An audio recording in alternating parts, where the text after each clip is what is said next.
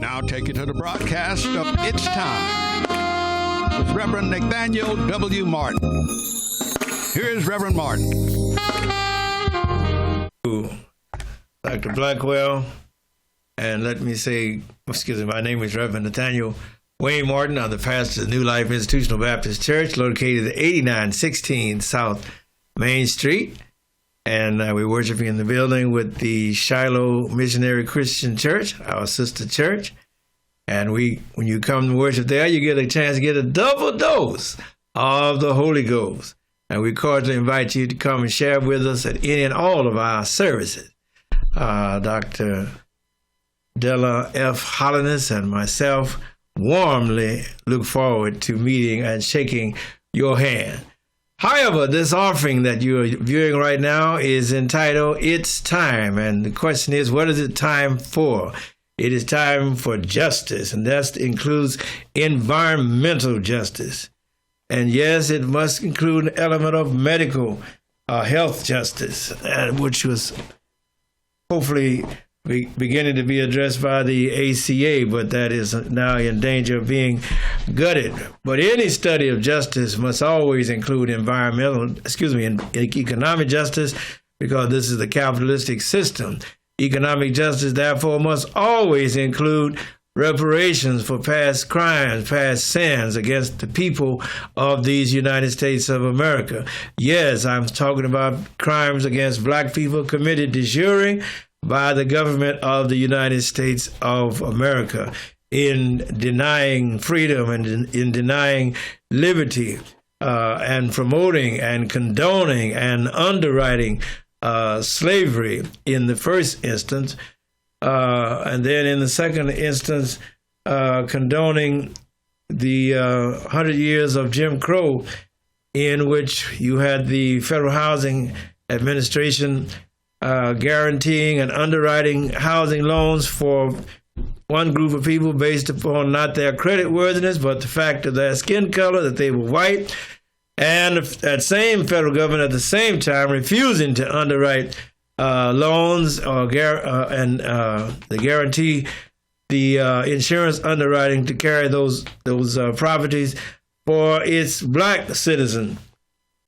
As Dr. Martin Luther King said in one of his sermons, it wasn't really a sermon, but he said that at the same time that the government was underwriting a policy of uplift for its European peasants, it was at the same time denying those rights to its peasants citizens of African descent.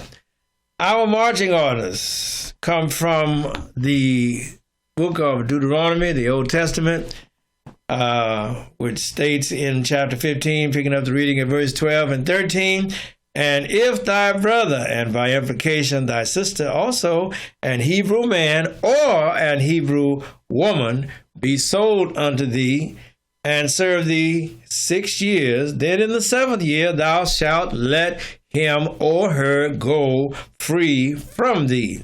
And when thou sendest him out free from thee, thou shalt not let him or her go away empty." Lord have mercy. And it goes on to delineate how one was to supply a person who had served you for 6 years, and now in the 7th year is the year of Jubilee. And so right off the bat, we can see the inconsistencies between the Bible Belt version of slavery and the Bible's version of slavery. There was no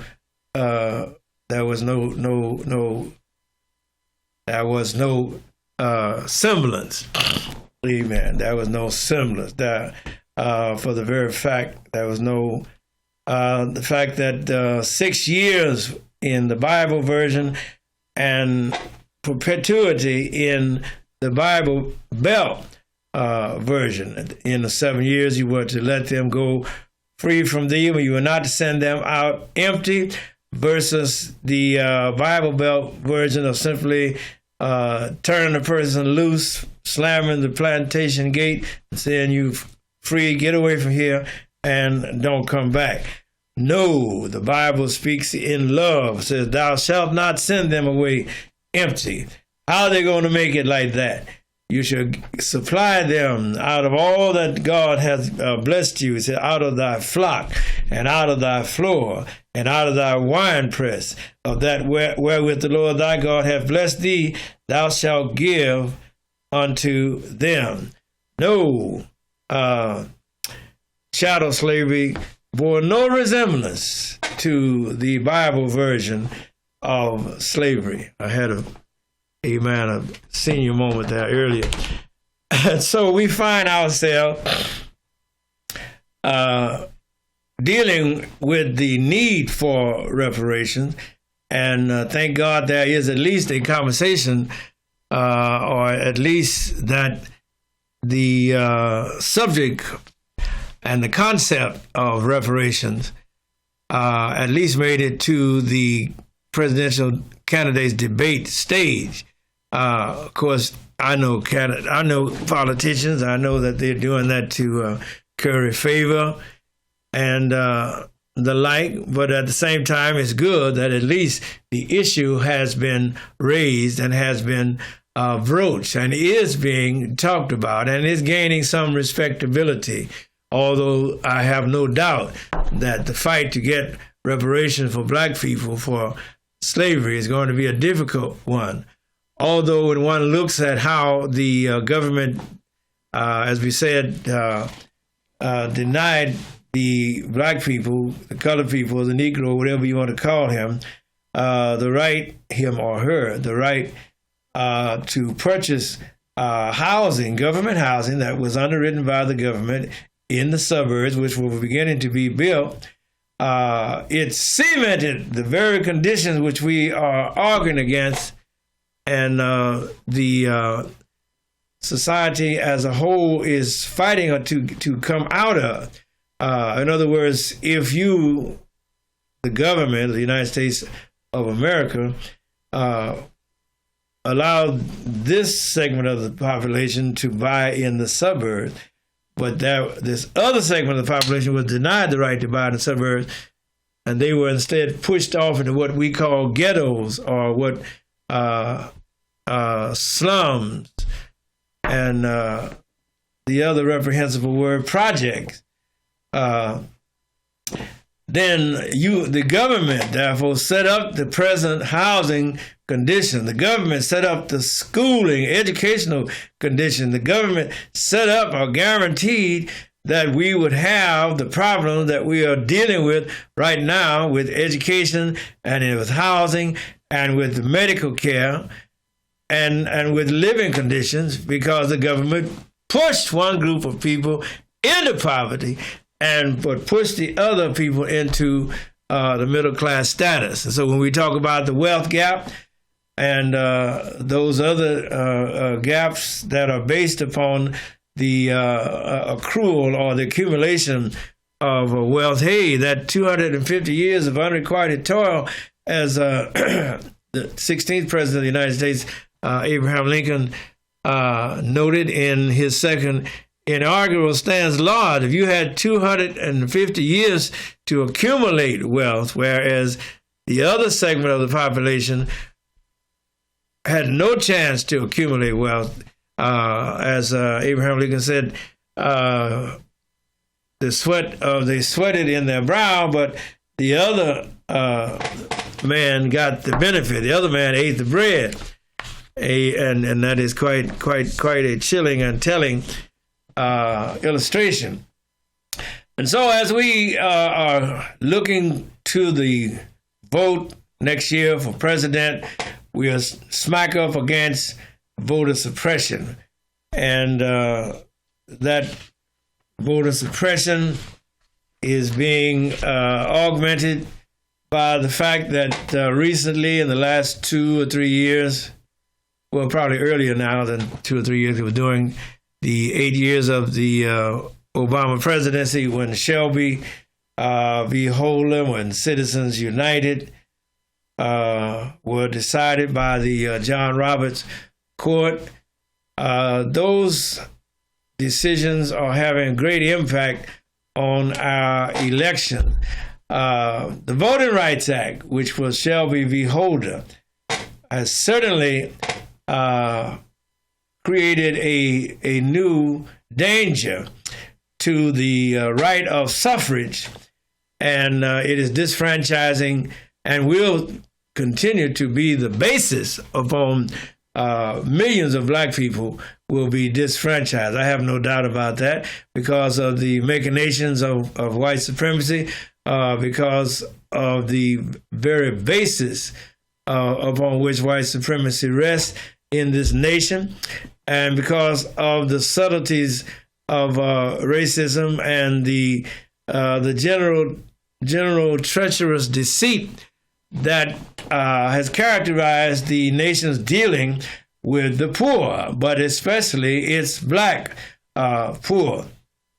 Last hired, first fired has never been used to apply to its white population, but it is always used to apply to its black citizens. Although those same black citizens have fought in all of the wars of the country from its formation in order to form a more perfect union, the 13 colonies on up through now. But whereas as we say, the white peasants, the white part of the population was given the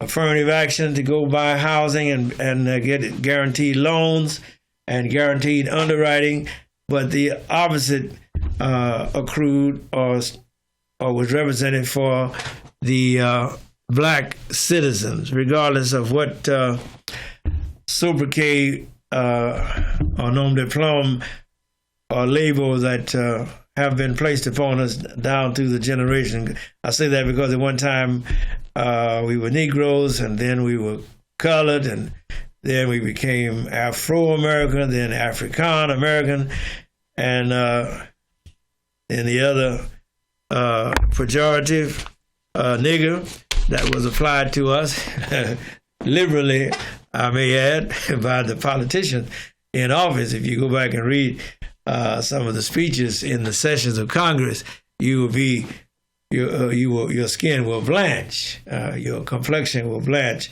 and blush with the liberality with which those pejoratives were thrown around in an attempt to denigrate black people. But God has been good to us in spite of all of our hardship. However, we are dealing with the Voting Rights Act. And let me quote right quick from something that was impressed upon me, and I was redirected to it. It is a position paper presented at the Center for Voting and Democracy, and it says Claim Democracy Conference. Now, it reminds us, although I thought that suffrage was universal, but it says here that the U.S. Constitution contains no explicit, mind you, affirmative individual right to vote. Let me say that again. You go back and read the Constitution. It contains no explicit affirmative individual right to vote. And my curiosity was piqued when I saw that. And then I went back and I was referred to Bush v. Gore. As you know, that was the Supreme Court case where the Supreme Court of the United States took up the vote in Florida and waded into the election and chose and selected George W. Bush as the president over Al Gore. We got Bush, and we really got Bushed after that. That was a choice that the Supreme Court made, although right after the Supreme Court said it would not ever interfere in an election like that again. In Bush v. Gore, Chief Justice William Rehnquist and Associate Justice Antonin Scalia besieged Gore's lawyers with inquiries premised on the assumption that there is no constitutional right of suffrage in the election of a president. And state legislatures have the legal power to choose presidential electors without recourse to a popular vote. Wow. Talk about an eye-opening statement. And when you go back and check the Constitution, there is no constitutionally mandated affirmative right of individual suffrage. It simply says that the states should choose representatives or electors and from the several states, and that they shall cast their vote. And so when you go ask the question, is that why the Voting Rights Act has to be renewed every 10 years? And can you imagine what would happen if this was the 10th year and Monsieur Donald Trump had to make the decision whether or not to renew it? I leave it to you to figure out which way he would decide. And so we have we're coming up on a constitutional crisis based around the universal right, what we thought was the right to vote. And so we know that there is no universal right of suffrage. It says here, in the eyes of the Supreme Court, democracy is rooted not in the right of the American people to vote and govern, but in a set of state-based institutional arrangements for selecting leaders. That's coming from the Supreme Court versus the American People by James B. Raskin, which is a book. It's his opinion, and we hope it's not a binding opinion. And so we may need to go back and relook and relitigate the 1965 Voting Rights Act all over again in order to guarantee our right to vote. Lyndon Baines Johnson observed that the vote is the most powerful. Listen, Lyndon Baines Johnson, 1965. The vote is the most powerful instrument ever devised by man for breaking down injustice and destroying the terrible walls which imprison men because they are different from other men. All right, and Johnson went on to observe further, if I can get to that observation he made, that we need the Voting Rights Act because of the tendency of local officials to block people from voting regardless of what the law says. That was Lyndon Baines Johnson, another one of his observations. I can't get to it right now. Let me look at the 15th Amendment. The post-Civil War 15th Amendment to the U.S. Constitution granting African-American men didn't vote. It didn't guarantee it to women, only guaranteed it to men. It says granting African-American men the right to vote states very clearly, Section 1, the right of citizens of the United States to vote shall not be denied or abridged by the United States or by any state on account of race, color, or previous condition of servitude. Section 2, the Congress shall have power to make such laws as may be necessary to enforce these rights. Okay. Now, my brothers and my sisters, looking at me as I am looking at these perplexing developments. Yeah, the Civil Rights Act of 1964 and the Civil Rights Act of 1965 launched a revolution in American democratic life. And yet here we are in 2019, having had the first black president of the United States of America, and we are struggling with the definition of who has the right to vote. Remember, women, at least white women, got the right to vote in 1920. Prior to that, white women could not vote. And going back to 1790, it had been stated that the right to vote would be limited to free white men.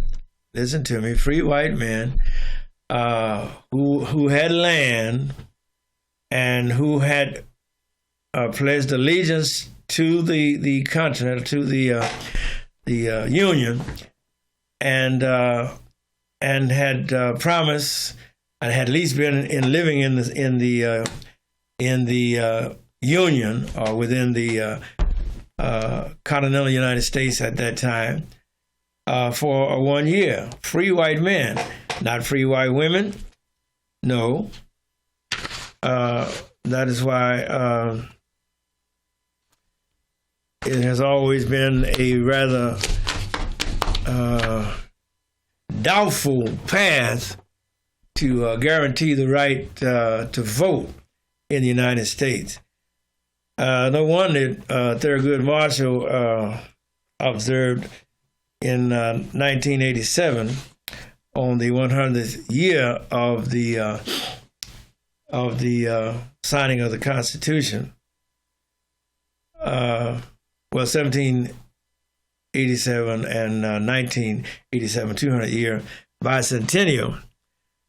He had been offered an opportunity to come make a speech on the wonders of the Constitution, and he said, "I cannot accept this invitation, for I do not believe that the meaning of the Constitution was forever fixed at the Philadelphia Convention," going back to 1787.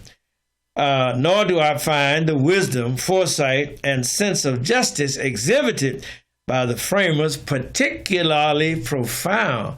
Wow.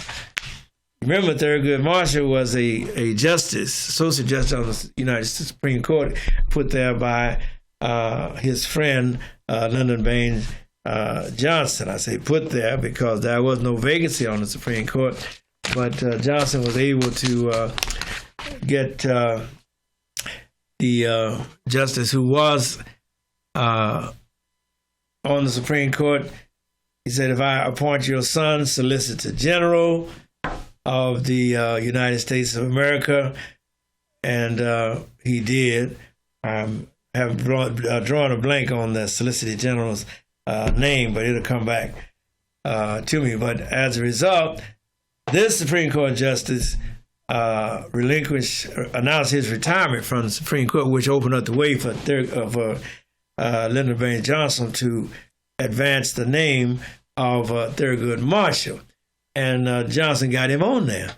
I said, Johnson got him on there. He twisted arms, he kicked butt, he did whatever he had to do, but he got Thurgood Marshall on the U.S. Supreme Court. So now, continuing to reading, remember Thurgood Marshall says he does not find that the wisdom, foresight, and sense of justice exhibited by the framers particularly profound. Then he goes on to say, to the contrary, the government they devised was defective from the start, requiring several amendments, a civil war, and momentous social transformation to attain the system of constitutional government and its respect for the individual freedoms and human rights we hold as fundamental today. Wow, isn't that something? The insight and the foresight and the chutzpah of Chief Justice, not Chief Justice, but Associate Justice Thurgood Marshall. What? Now, he says, when contemporary Americans cite the Constitution, this is Marshall speaking, they invoke a concept that is vastly different from what the framers barely began to construct 2 centuries ago. For a sense of the evolving nature of the Constitution, we need look no further than the first 3 words of the document's preamble: we, the people. Still quoting Marshall, not Nathaniel.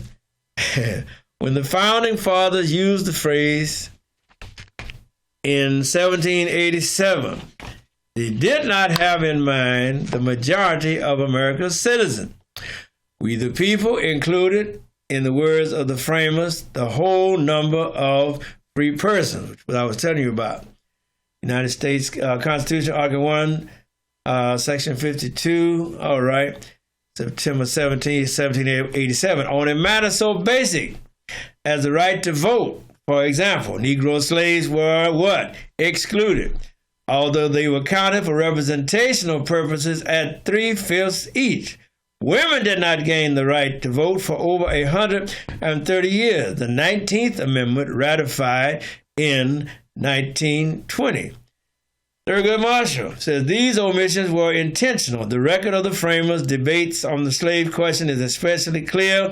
The Southern states acceded to the demands of the New England states for giving Congress broad power to regulate commerce in exchange for the right to continue the slave trade. I cut off my reading there because my time is expired. They've already come to the door and told me you got 5 minutes or less. And but I want you to know for surety, my brothers and my sisters, that the fight for reparation is going to be brutal, and it is not yet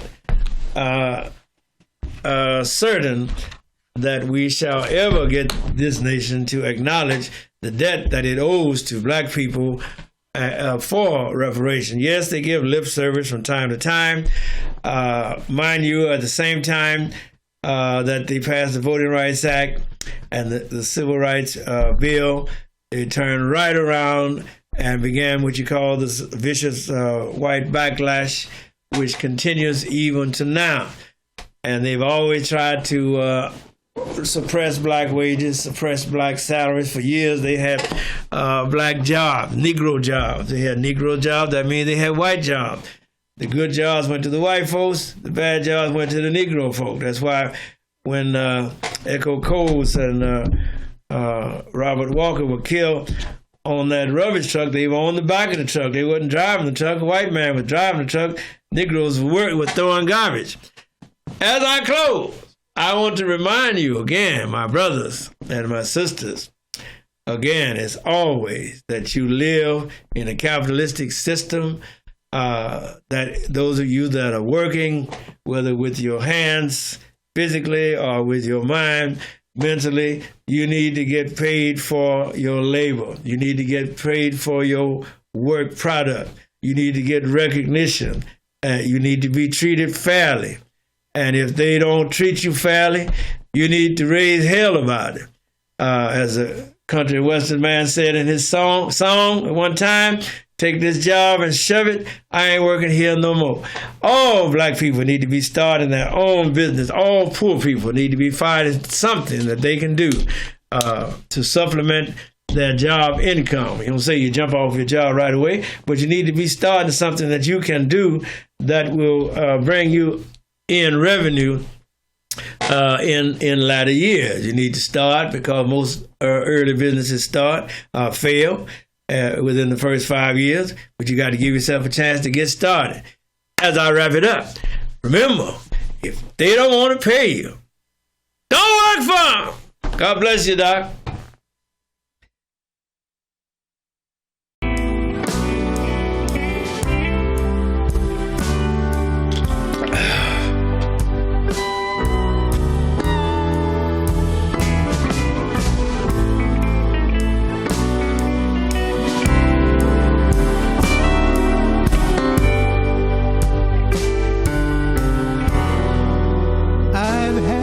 Some good days, and I've had some hills to climb. I've had some